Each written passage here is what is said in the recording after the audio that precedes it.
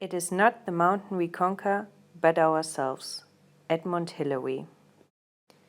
By taking the mountain road with all the serpentines, it nearly took us 5 hours to get all the way from Muscat to the base camp of Jebel Shams. Going up and down the mountain takes a whole day, so we planned it for the next morning. It was amazing watching the stars and waking up to this beautiful sunrise. I didn't really mind the cold or the wind. My sleep could have been perfect if there wouldn't have been those goats crossing my camp several times during the night. But sooner or later it was time to get ready.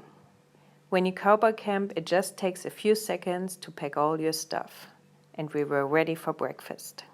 So we got some bread for breakfast and some cream cheese, some beans,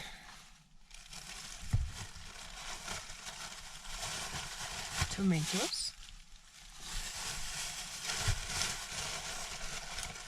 and tuna. There's another one, which is feta cheese, but I don't really know how we will open it, so we have to figure it out.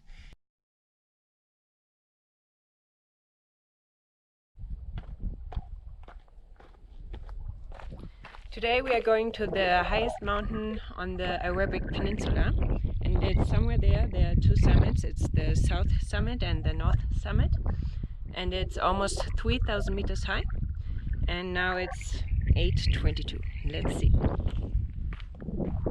Jebel Shams is actually the highest mountain in the Gulf and the third highest mountain on the Arabic Peninsula. The North Peak, which is on an elevation of 3,009 meters, it's actually off limits because of a military base. Climbing up the South Peak of Jebel Shams was way harder than expected. Wearing sandals in this rocky terrain was definitely not the smartest decision. They didn't give me the stability which was more than needed. I also wanted to save weight, so I just took 1.5 liters of water. If you think about it, it's just crazy, because we were going to hike for almost 10 hours. On the way to the South Peak, you actually pass by the North Peak, but at that point you have only done half of the way. Not many people go all the way to the South Summit, where we found this big surprise.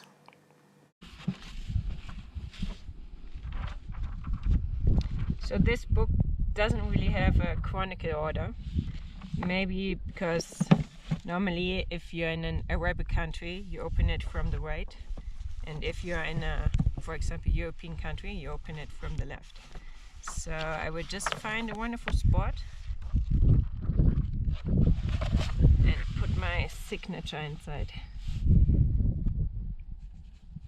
It was nice reading the comments from other people who had climbed the mountain.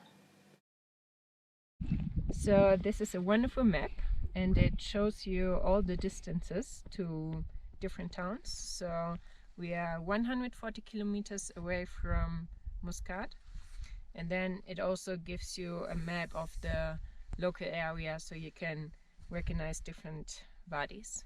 Very nice. After enjoying the view and having some dates and some water, it was time to go down. It was already 3 p.m. and there were 10 kilometers in front of us. It took us 5.5 hours to climb the mountain, and because of the terrain, we didn't expect less than 4.5 hours to get down again. Sunset would be at 6 p.m., so we would have to walk 1.5 hours in darkness. Maybe I didn't bring the right shoes or took enough water, but at least I brought my headlamp. Jebel Shams was definitely one of the hardest, but also one of the most beautiful hikes I've ever done. I didn't expect to find these incredible mountains in Oman, but you never know until you go there. Thank you so much for watching this video. If you want to see more pictures of Oman or other countries, just hit the subscribe button.